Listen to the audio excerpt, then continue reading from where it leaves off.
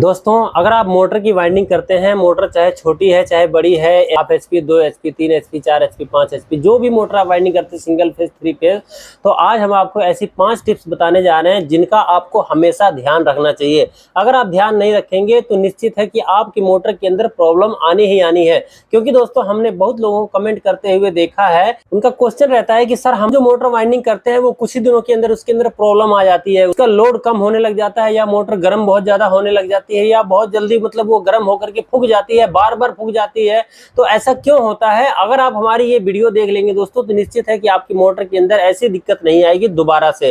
क्योंकि दोस्तों, ये जानकारियां ऐसी हैं जो कि हर वाइंडर को अपने जीवन में वाइंडिंग करने के दौरान हमेशा अप्लाई करके रखना चाहिए। तो चलिए दोस्तों, वीडियो स्टार्ट करते हैं और जानते हैं क्या वो 5 टिप्स जो कि हमारे बहुत ज्यादा काम आ सकती हैं। चलिए शुरू करते हैं वीडियो को। मैं हूं रामू प्रसाद और आप हैं एसी सॉल्यूशन यूट्यूब चैनल पर।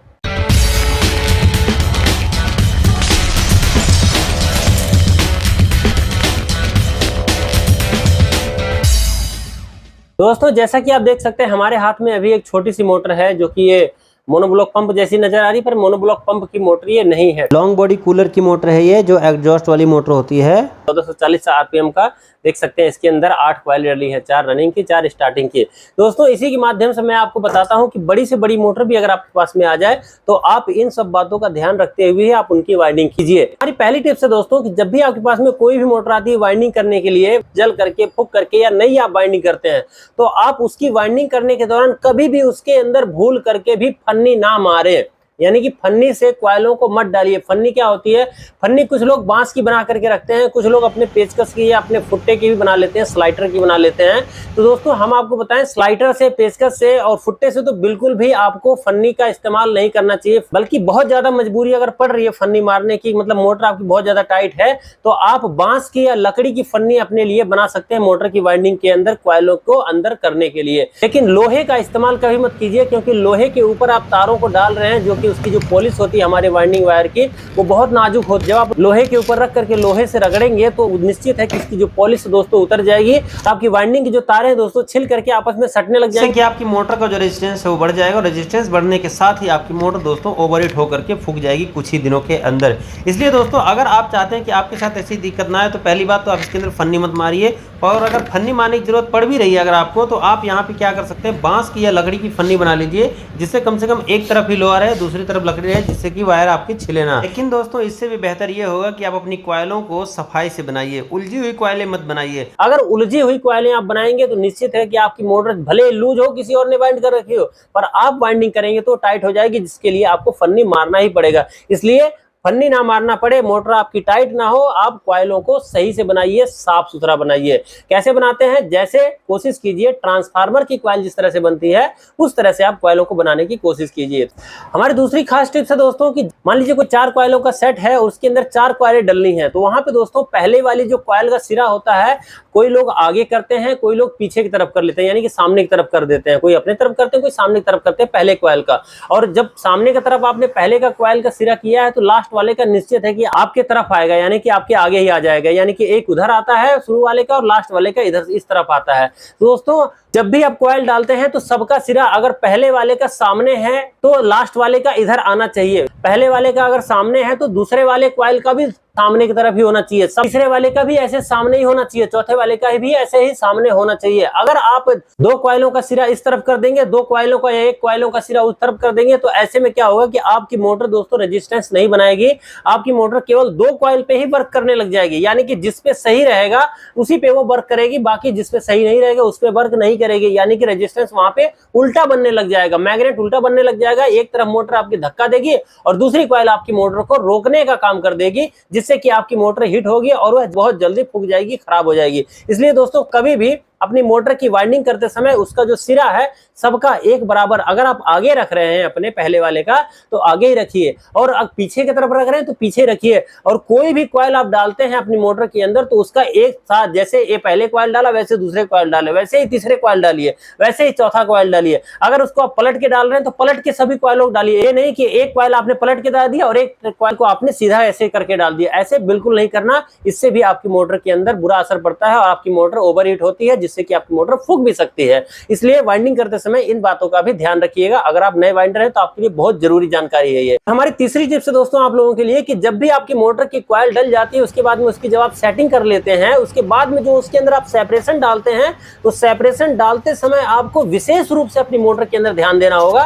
क्योंकि अगर सेपरेशन आपने गलत डाल दिया दोस्तों, तो सेपरेशन गलत डालने की वजह से आपकी रनिंग और स्टार्टिंग की दोनों कॉइलें आपस में शॉर्ट होकर के आपकी मोटर खराब हो सकती है। आपकी मोटर का एम्पेयर ज्यादा आ सकता है, उसका लोड भी मतलब कम हो जाएगा और आपकी मोटर की जो परफॉर्मेंस है वो भी कम हो जाएगी। इसलिए जब भी आप मोटर की वाइंडिंग करते हैं तो टर्ने वगैरह आपने 2-4 भले ही कम डाल रखे हो तो क्या, तार का साइज आपने भले ही थोड़ा सा गलत हो गया, ऊपर नीचे हो गया, लेकिन इतना सब कुछ होने के बावजूद भी आपकी मोटर के अंदर इतना फर्क नहीं पड़ेगा जितना कि आपने अगर सेपरेशन गलत डाल दिया तो आपकी मोटर के अंदर फर्क पड़ जाएगा, आपकी मोटर चलेगी नहीं। क्योंकि दोस्तों सेपरेशन जो हमारी मोटर के अंदर लगा हुआ होता है वो हमारी रनिंग और स्टार्टिंग की दोनों कॉइलों को शॉर्ट होने से बचाता है। क्योंकि दोस्तों जो हमारी रनिंग और स्टार्टिंग की कॉइलें होती है उसके अंदर अलग अलग करंट आता है। आपको मैं बता दूं, अगर आपको जानकारी ना हो तो रनिंग की जो कॉइल होती है उसके अंदर डायरेक्ट एसी का करंट 240 वोल्ट जा रहा होता है और वहीं पे जो स्टार्टिंग की कॉइल होती है उसके अंदर अलग प्रकार का करंट गया हुआ होता है। अगर आपको यकीन नहीं हो तो आप रनिंग की एक तार के ऊपर और स्टार्टिंग का जो कैपेसिटर होता है उसके ऊपर टेस्ट लैंप लगा करके आप देखेंगे तो आपका वो बल्ब जलेगा। आपका बल्ब क्यों जलेगा? क्योंकि दोस्तों आपकी मोटर के अंदर 2 फेस आए हुए होते हैं उस समय,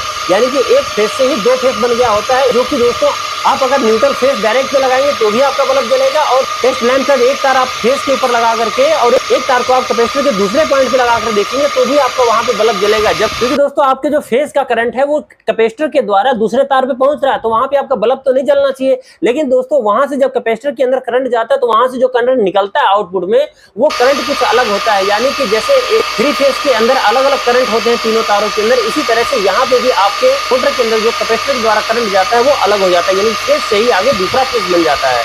आपको ये जान करके आश्चर्य होगा पर ऐसा होता है, आप बेशक चेक कर लीजिएगा, मैंने चेक कर रखा है।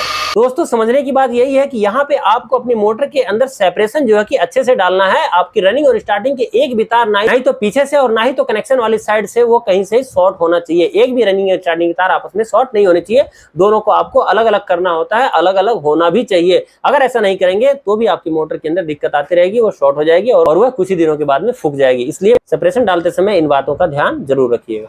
दोस्तों हमारी चौथी टिप्स है आप लोगों के लिए कि जब भी आप मोटर की कॉइल डालने के बाद में उसकी सेटिंग कर लेते हैं, सेटिंग करने के बाद आप धागा लगा लेते हैं पीछे साइड का, उसके बाद जब कनेक्शन वाले साइड का हमें धागा लगाना होता है उससे पहले हमें उसका कनेक्शन करना होता है। कनेक्शन करते समय भी आपको विशेष रूप से ध्यान देना चाहिए कि यहाँ पे जो हम ज्वाइंट लगाते हैं, जो कनेक्शन करते हैं, वैसे तो बड़ी बड़ी कंपनियों के अंदर सोल्डरिंग कर दिया जाता है, यानी कि वेल्डिंग कर दिया जाता है तारों को आपस में, लेकिन हमारे दुकानदार भाइयों के पास में ऐसी सुविधा नहीं होती है, क्योंकि हमारे पास में बहुत ज्यादा मोटर नहीं आती है तो बहुत लोग ये सब चीजें नहीं रखते, वेल्डिंग मशीन वगैरह। दोस्तों वेल्डिंग मशीन अगर आपके पास नहीं है तो भी आप अपने काम को बेहतर तरीके से कर सकते हैं, क्योंकि हमने प्रोडक्शन के अंदर रोज 25-25 मोटर वाइंड करते हुए भी बिना वेल्डिंग मशीन के ही हमने अपनी मोटरों को कंप्लीट किया और आज तक उसके अंदर दिक्कत नहीं आई है। तो कैसे करना चाहिए दोस्तों?